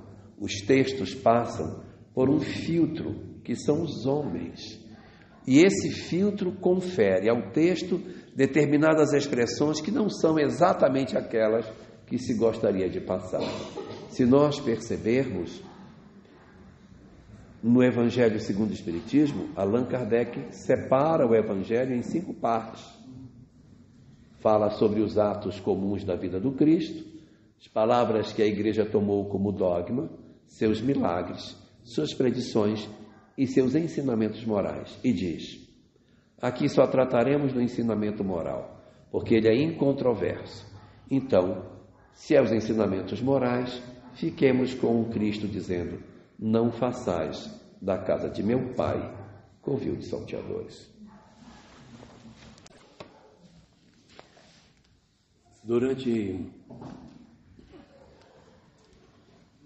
Durante uma boa parte da história do movimento espírita no século XX, nós elegemos a caridade como sendo a prioridade das instituições, dando uma ênfase muito grande para as atividades de assistência social. Creches, asilos, orfanatos, hospitais, escolas. O movimento espírita se notabilizou dentro da sociedade brasileira por ser um movimento muito voltado para o atendimento das necessidades sociais da nossa comunidade, a ponto de nós sermos percebidos como, à exceção da Igreja Católica, o maior movimento de atividades assistenciais dentro do Brasil. Só que isso mudou. Nas últimas décadas, uma série de avanços em termos sociais foram conseguidos, legislação que foi ofertada, nova Constituição, tudo foi trazendo uma realidade social diferente para o Brasil, em que algumas coisas que antes não eram ofertadas às pessoas passou a ser oferecido. Antigamente as pessoas esmolavam porque elas não tinham condição de sobreviver. Já era cega, ela ia trabalhar no quê? Então ela esmolava para que ela pudesse ter um mínimo para sobreviver. Hoje, com o avanço da legislação, essas pessoas, bem ou mal, têm um salário mínimo que elas têm para se manter sem a necessidade de depender da caridade alheia para que elas consigam sobreviver. Então muito mudou. Então essa carência do ponto de vista material da nossa sociedade, ela alterou profundamente desde a LOAS, Lei Orgânica da Assistência Social, de 1993. E na medida em que esses problemas sociais começaram a diminuir, um outro problema começou a crescer. O principal problema social que nós temos hoje não é mais a pobreza como tínhamos no passado, não é mais a fome como nós tínhamos na condição anterior, de miséria, de pessoas que não têm. Minimamente, eu digo minimamente mesmo, bem no minimamente, nós temos hoje uma condição diferenciada. E houve um deslocamento do problema que a gente precisa realizar. O problema hoje da sociedade é o transtorno mental. Esse é o problema de hoje. E o movimento espírita ainda está muito vinculado ao pensamento anterior, de que ele tem que fazer atendimento apenas social. Não que a gente deva desarticular os trabalhos assistenciais das instituições espíritas, mas nós precisamos alargar o trabalho de atendimento espiritual nas casas espíritas, o que é muito mais lógico. Se nós somos um movimento que lida com a questão espiritual, o muito mais lógico é nós termos um trabalho de atendimento espiritual. E, surpreendentemente, o movimento espírita não se organizou para isso. Nós estruturamos a evangelização infantil, a evangelização do jovem, a reunião mediúnica, o trabalho de estudo, o trabalho de assistência social. Nós organizamos muitas tarefas, está tudo documentado. O movimento federativo atua de maneira bastante efetiva neste cenário. Mas o trabalho de socorro espiritual especializado a gente não tem. O que nós temos é um trabalho generalista, em que a gente coloca as pessoas no salão, faz uma atividade de clínico geral para todo tipo de situação e pronto. mas a gente não procura fazer subgrupos para uma especialização dos problemas. Por exemplo, grupos para trabalhar luto. Por que o movimento espírita não tem um trabalho estruturado de luto? Ah, mas a nossa casa tem. Mas não é o estruturado do movimento. É uma iniciativa que a casa espírita disse, não, eu vou fazer. Aí ela bolou na cabeça dela e ela faz. O trabalho pode ser muito bom, mas ele não é um trabalho organizado como uma evangelização infantil. Dê uma olhada como é tudo organizado, tudo estruturado com as regras, estudo sistematizado, está tudo organizado. Por que o de luto não tem? Então, o trabalho de atendimento espiritual nas instituições espíritas, ele precisa se qualificar. De que maneira? Se a casa é pequena e o público é pequeno, tudo bem, a gente vai fazer um trabalho generalista mesmo. Pouca gente trabalha alargado. Mas se eu tenho um público maior, um público mais expressivo, especializa o trabalho.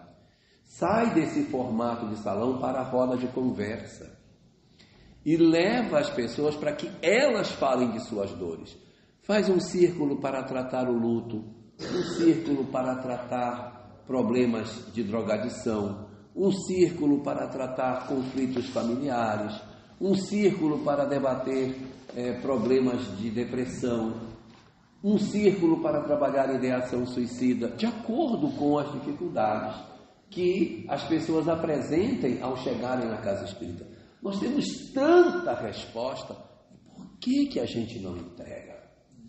É lógico que se eu for fazer uma qualificação do atendimento espiritual, não é razoável que o nome dos grupos sejam, olha, aquele é o grupo do luto, aquele é o grupo dos suicidas, você não vai fazer isso com as pessoas, você vai ter que dar um outro nome, esse aqui é o grupo Joana de Ângeles, ou esse aqui é o grupo azul, aquele é o grupo, sei lá, o grupo amor.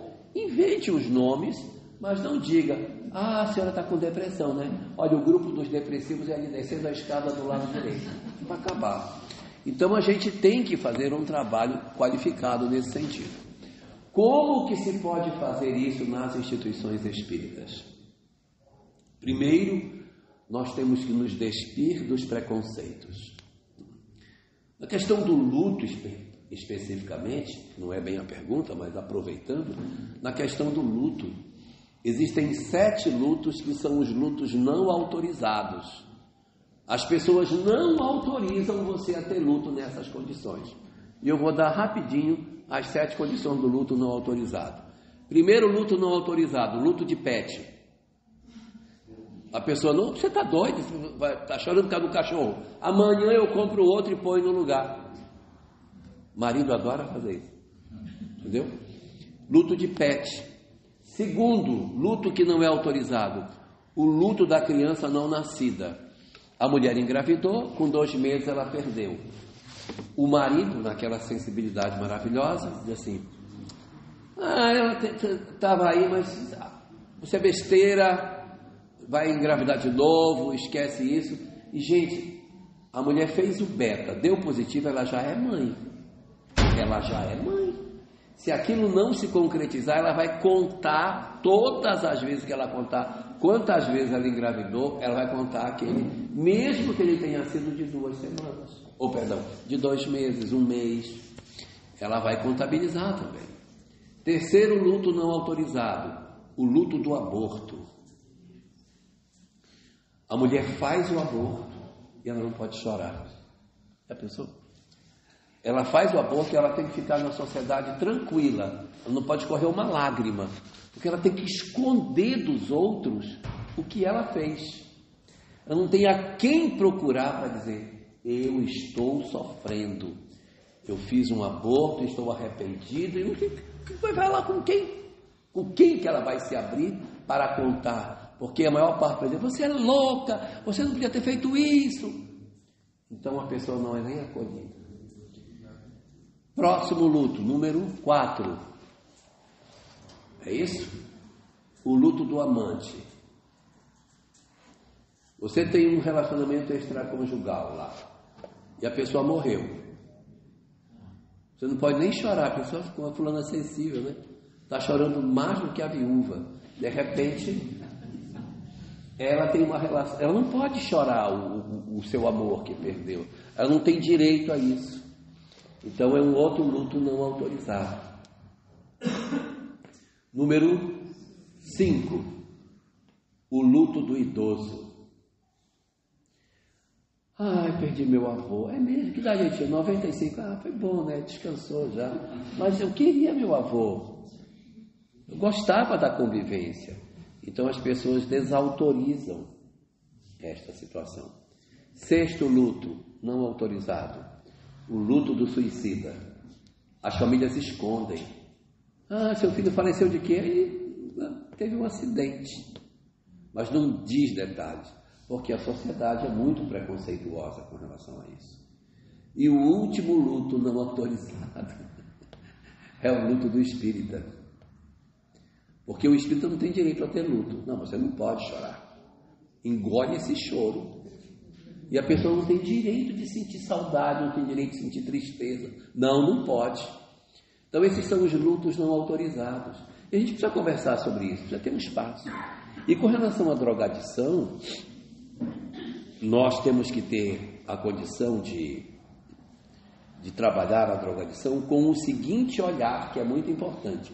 Atenção, que isso é importante. Recentemente, a medicina está trabalhando no seguinte viés. Aqueles que estão envolvidos com a questão da drogadição são, no fundo, pessoas depressivas. Então, você tem um filho que é depressivo. Em vez de ele procurar um psiquiatra para se tratar, para dar a ele uma droga lícita, ele procura a droga ilícita. Então, ele trata da depressão dele com a droga ilícita. E você olha para ele e diz, você é um vagabundo. Na verdade, ele é um depressivo.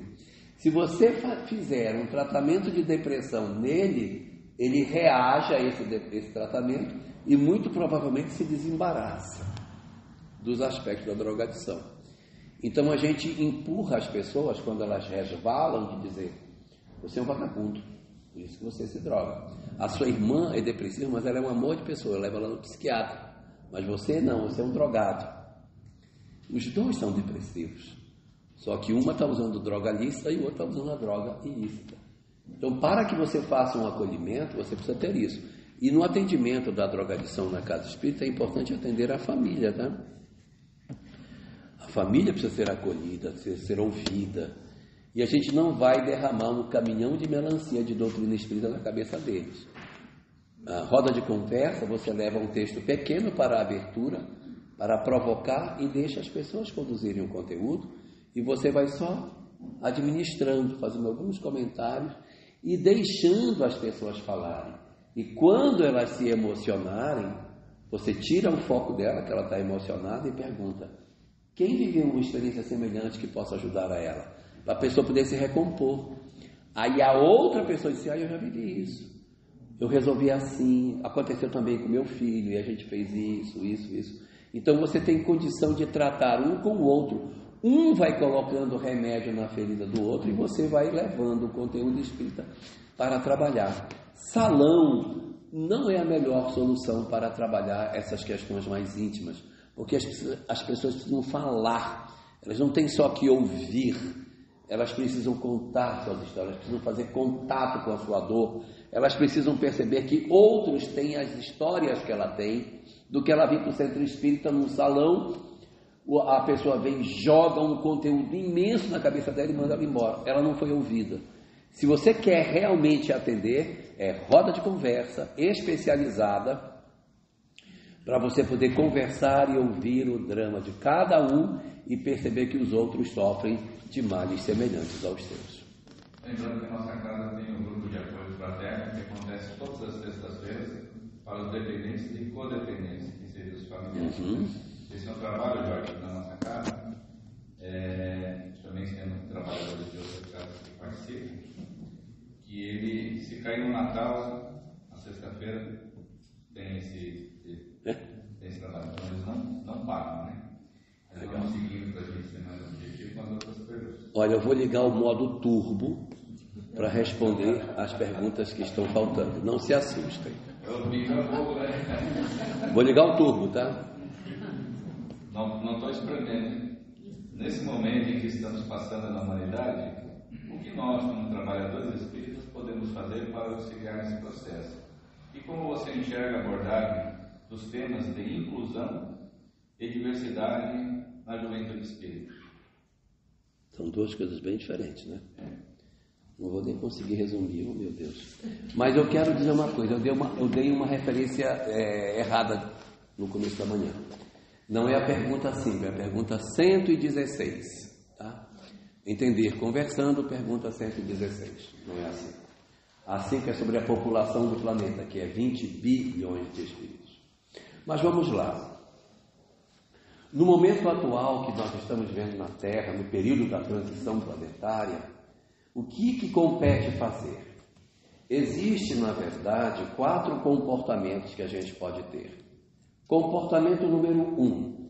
Diante da loucura que o mundo tem, eu me sentir atraído por essa loucura e me ligar a eles.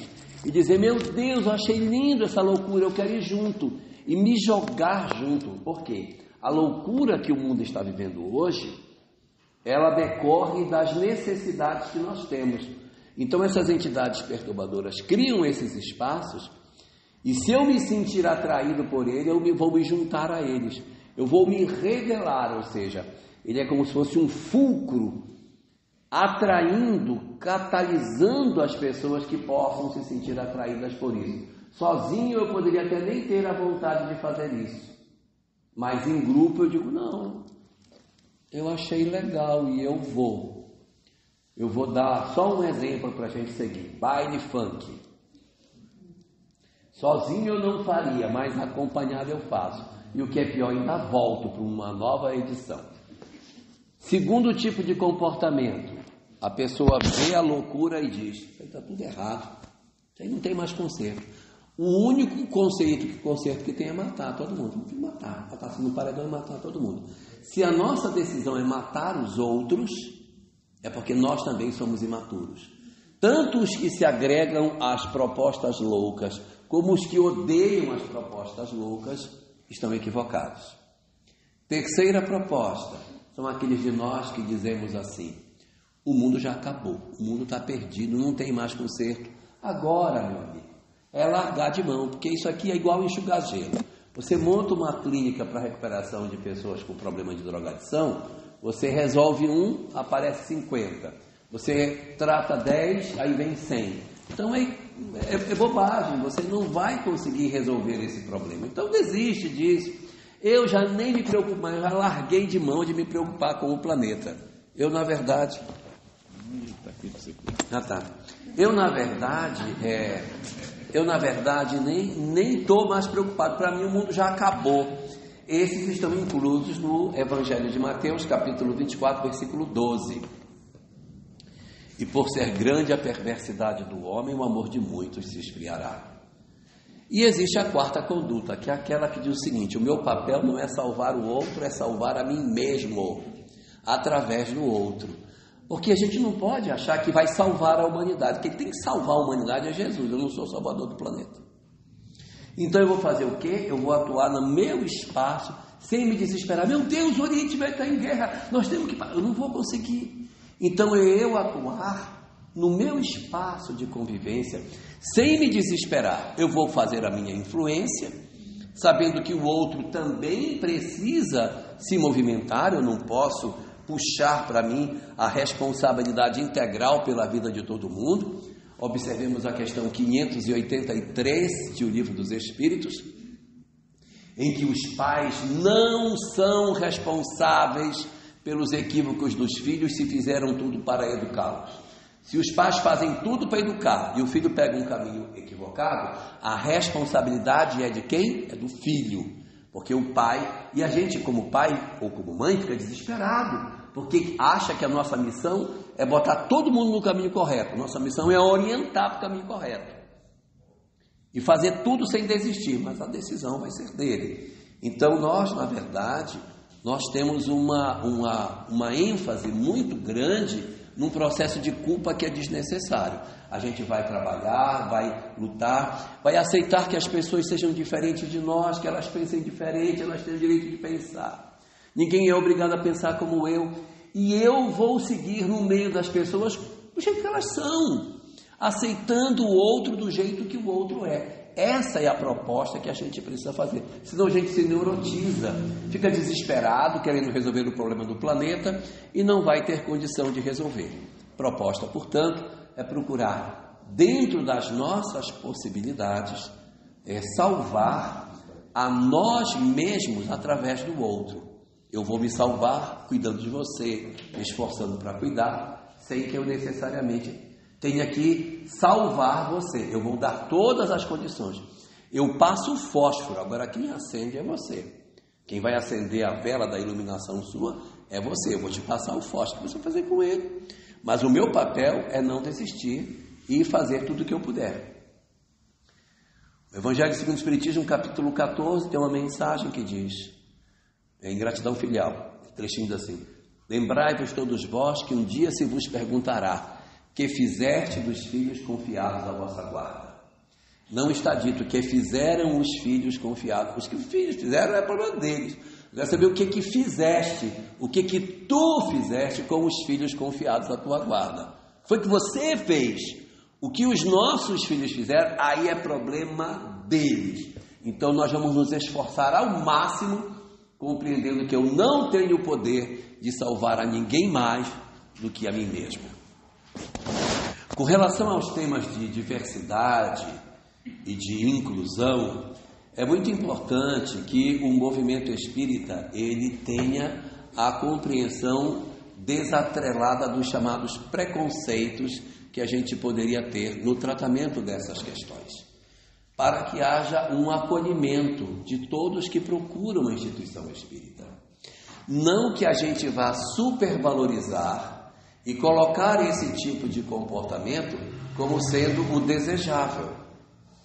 Mas a gente não pode fechar as portas, dizendo assim, mas fulano ele é homossexual, então ele não vai poder trabalhar na casa espírita porque ele é homossexual. Porque senão a gente vai ter que fechar a porta para outras coisas que a gente tem na nossa sociedade. O que a gente tem que evitar é a promiscuidade, porque esse é o problema. A promiscuidade, o comportamento arredio em termos de sexualidade, porque essa é a condição preocupante, porque essa é que gera comprometimento no mundo espiritual. Mas os temas de diversidade, eles precisam ser tratados na casa espírita naquilo que ele tem que ser, sem precisar dar a isso uma supervalorização, porque esse não é o foco principal, mas o foco de não permitir com que haja a exclusão de ninguém e tratar tudo com absoluta naturalidade, não é? A gente não pode ter acepção das pessoas pela orientação sexual que elas têm, pela etnia a qual elas pertençam, porque nós, pela leitura espiritual que possuímos, sabemos que somos apenas espíritos vestindo um uniforme para esta existência, sem que isso, na verdade, determine pelo uniforme quem nós somos.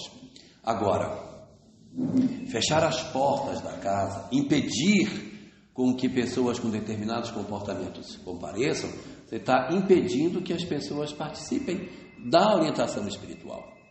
Eu vou contar só uma história rapidinho. Consigo.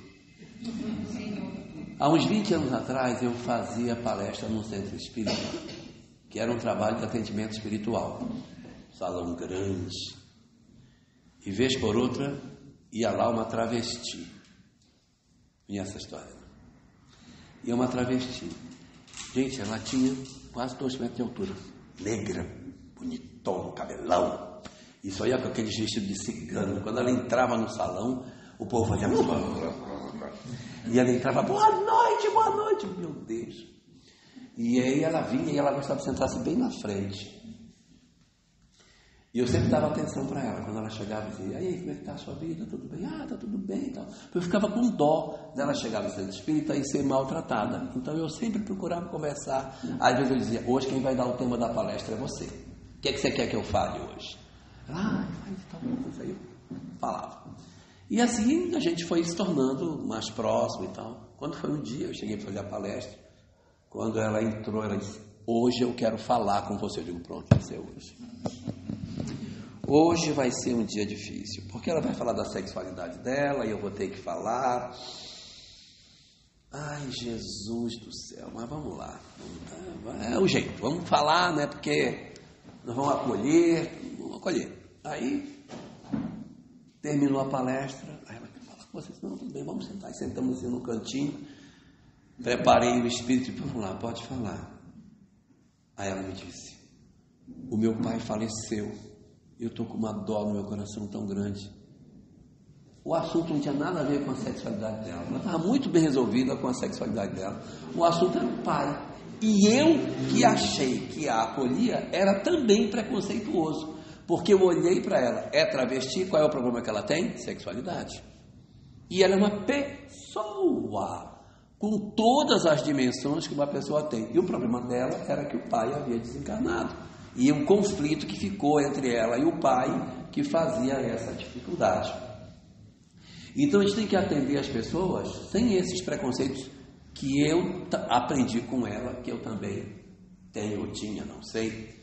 E isso tudo é muito importante. Eu tive um grupo de estudo sistematizado que tinha uma fila assim, só de lésbicas que iam para. Elas faziam parte de um grupo, aí tinha um monte de meninos, garoto de programa, era uma turma que ia para o ESP. E aí depois de um tempo, a moça que levava ele chegou e disse: olha, eles não vão vir mais. Não vão, o que aconteceu?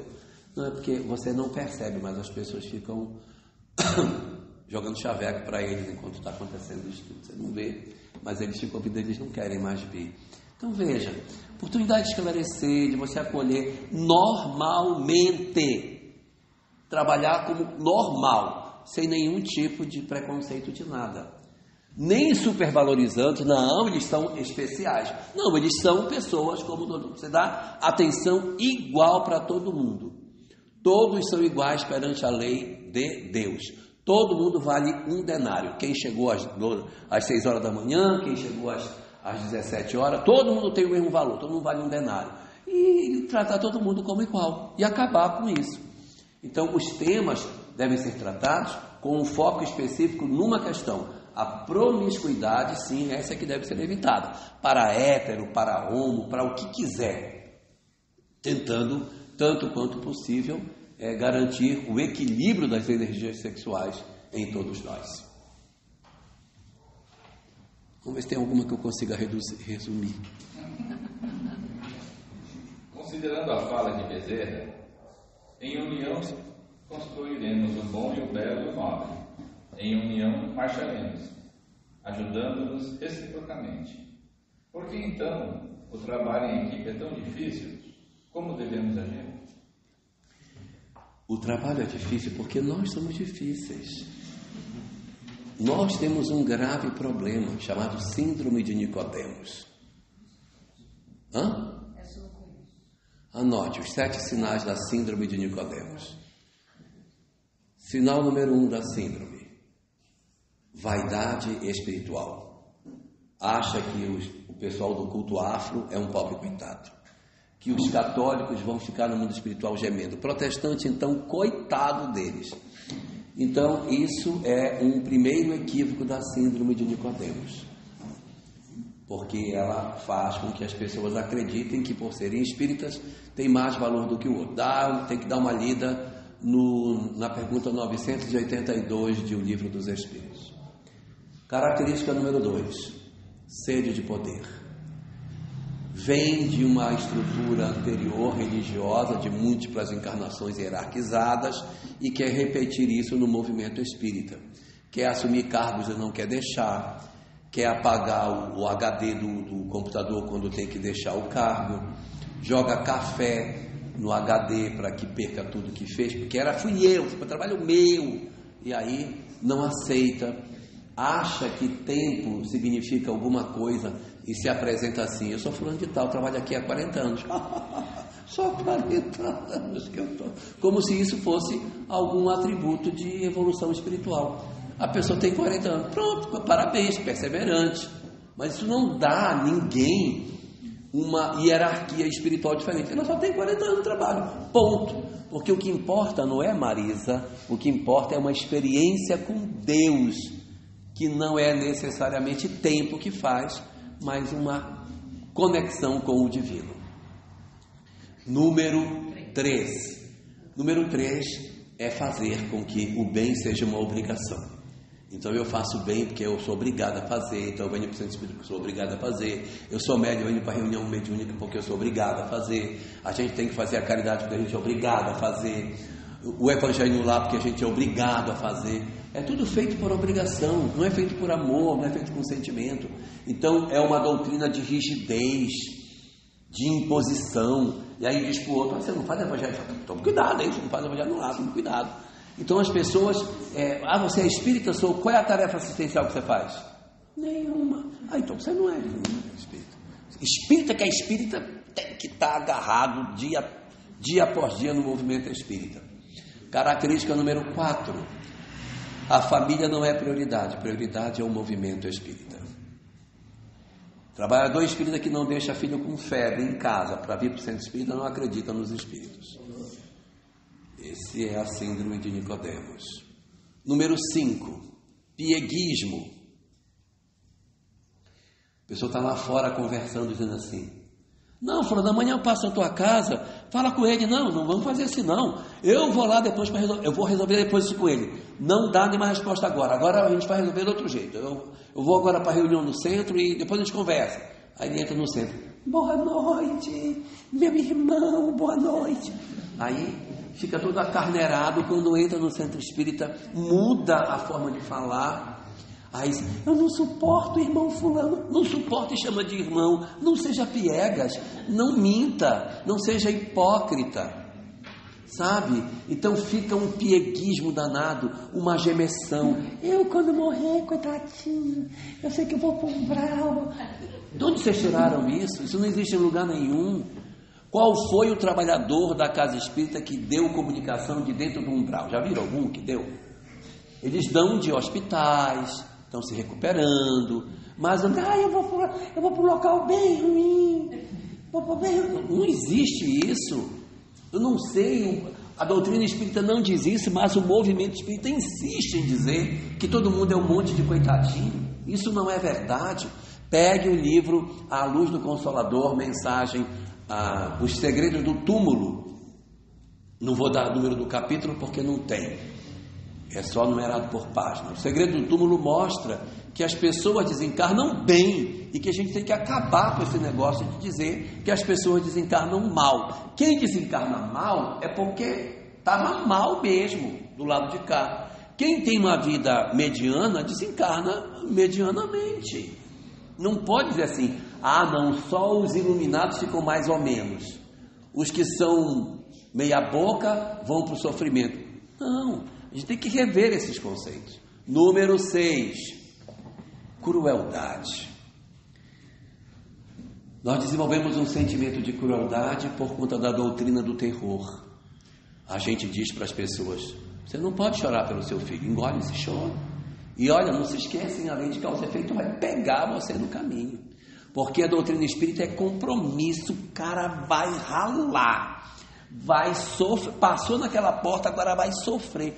É uma ameaça atrás de ameaça.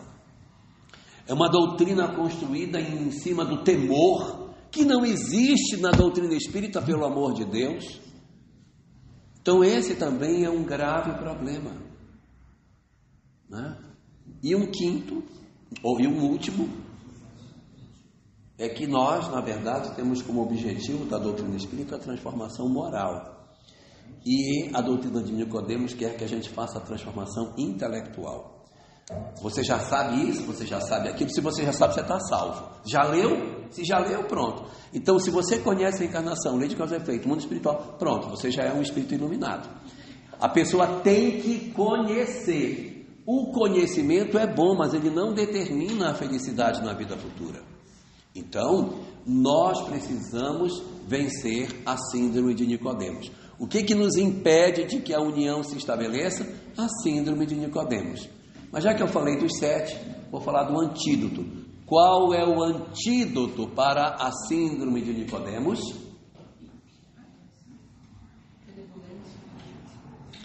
O antídoto é a série psicológica de Joana de Ângeles. Vai estudar a série psicológica e você se liberta da síndrome. Aproxime-se verdadeiramente do Evangelho de Jesus, não para ficar falando do versículo, porque no versículo tal, e no grego está escrito tal coisa, mas no português, não sei o que. As pessoas ficam discutindo o Evangelho, querendo saber se Paulo de Tarso caiu de um camelo ou se ele caiu de um cavalo. Então, isso aí, gente, é perda de tempo. Você ficar discutindo coisa que não vai te levar a uma transformação moral. Maria era virgem ou não era? Não, eu acho que sim, eu acho que não, porque não. Deixa a mulher em paz. Não vai resolver a sua vida. Não vai resolver seu problema em casa. Vai procurar os ensinamentos morais que tem. E nós fugimos dentro do Evangelho para essas questões polêmicas, para não enfrentar o processo de transformação. Por isso que a gente pega essa síndrome de Nicodemos. Então a gente tem que ir para o Evangelho procurando os aspectos morais, e a mensagem da série psicológica de Joana de Ângeles é um excelente antídoto para esse problema que dificulta a nossa união. Eu acho que essa pergunta aqui vai dar a oportunidade de você dizer só sim ou não. Continuar nesse pensamento. Sabemos que a estratégia dos espíritos obsessores é nos isolar. Por que então insistir em cair no vitimismo, encontrar desculpas e nos afastarmos do centro dos espíritos? No quinto item da série de Nicodemos está o pieguismo, o vitimismo. E olha, na síndrome de Nicodemos as pessoas dizem assim, olha, até estava querendo vir, mas aí o meu obsessor não deixou. Tudo é um obsessor. Gente, o obsessor é culpado de tudo. Aí ele fica assim atrás, falando, não fui eu não. Por quê? Porque tudo joga para cima do pobrezinho. E ele nem é o responsável. No livro Devassando o Invisível, Dona Ivone do Amaral Pereira, quando trata da questão da influência dos espíritos, diz uma coisa muito interessante. Guardem isso que é importante. Ela diz o seguinte, que nem sempre é justo dizer que o espírito levou alguém para beber, que o espírito levou alguém para uma certa coisa. O espírito obsessor não leva, ele só desequilibra a pessoa. Uma vez a pessoa desequilibrada, ela vai procurar a sua forma de compensação. Como é que ela se regula? Bebendo. Então ele faz com que ele se aborreça em casa, briga com a mulher. Ela diz para ele assim, olha, vou deixar um feijão aqui, você olha para mim o feijão para poder, que eu vou ter que sair. Não, pode deixar que eu olho. Ele não olha, o feijão queima. O espírito estimula para que ele fique pateta e não perceba que o feijão queimou. Quando a mulher chega que encontra o feijão queimado, ela briga com ele briga com ela, ele se desentende e ele pega, vai embora para a rua e vai beber. Aí o pessoal diz, o espírito levou ele para beber. O espírito não levou ele para beber. O espírito desequilibra o cara, porque sabe que desequilibrado ele vai procurar se regular a partir do álcool. Então, aí ela diz o seguinte, ele nem sempre leva para o vício, ele só desequilibra. Quem vai para o vício é a própria personalidade raiz do indivíduo que se compensa dessa maneira. Está sendo claro o que eu quero dizer? Então, nesse vitimismo, dessas coisas todas que a gente faz, são as fugas do ego que a gente pratica. A gente se esconde atrás do obsessor, se esconde atrás de uma série de coisas para não fazer contato consigo mesmo e dizer, fui eu que não fiz. Eu fiquei com preguiça e não quis vir, do que dizer, eu até estava doido para vir, mas o meu obsessor não deixou. E ele não deixou que eu pegasse o carro. Eu chamei o Uber e todo o Uber negava, que o meu obsessor não quis deixar eu vir. Então a gente fica transferindo para os outros e não assume as responsabilidades diretas daquilo que a gente precisa se transformar. Falta perseverança, né? Vamos ainda para a nossa última pergunta. Última. Olha, como é interessante essa última dica. Encontramos muitos palestrantes, nomes conhecidos do movimento espírita, que a vaidade se sobressai. O que fazer para que não nos percamos no caminho? Esse problema é de cada um, tá? Então, se alguém se equivocou no caminho, essa responsabilidade é dele, é um equívoco dele. E nós não podemos dizer assim: eu estou muito decepcionado com o espiritismo, porque fulano de tal, que é um orador famoso, descobri que é uma pessoa vaidosa. Esse problema é dele, porque não é isso que o espiritismo diz. Se a gente se equivoca no uso do conhecimento espírita, é uma responsabilidade particular de cada um. Agora, a pergunta é o que é que a gente deve fazer para que a gente não caia nesta cilada. Existem várias coisas que a gente pode fazer.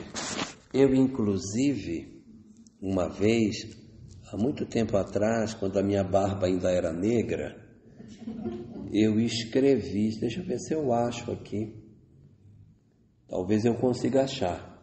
Eu criei os 10 mandamentos do orador, que eu acho que talvez fosse importante para que a gente consiga. Achei. Tudo é possível aquele que crê. Vamos lá. Os 10 mandamentos. Mandamento número 1.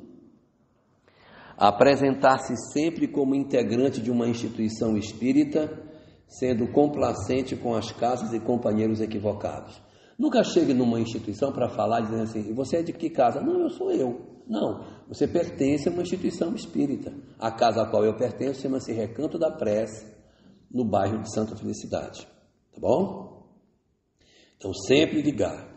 2. Jamais utilizar-se da tribuna espírita para criticar outras doutrinas. Não se fala mal dos outros. Nem para fazer propaganda profissional. Nem para tratar de política partidária.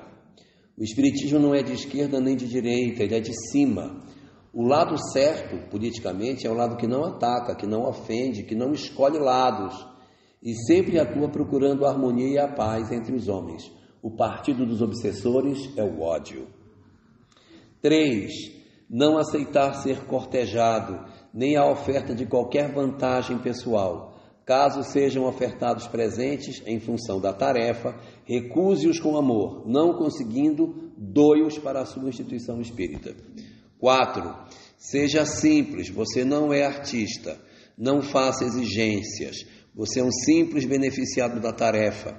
O verdadeiro trabalho é feito pelos espíritos e você não é o agente, você é apenas um instrumento. O dom de tocar as pessoas não é seu.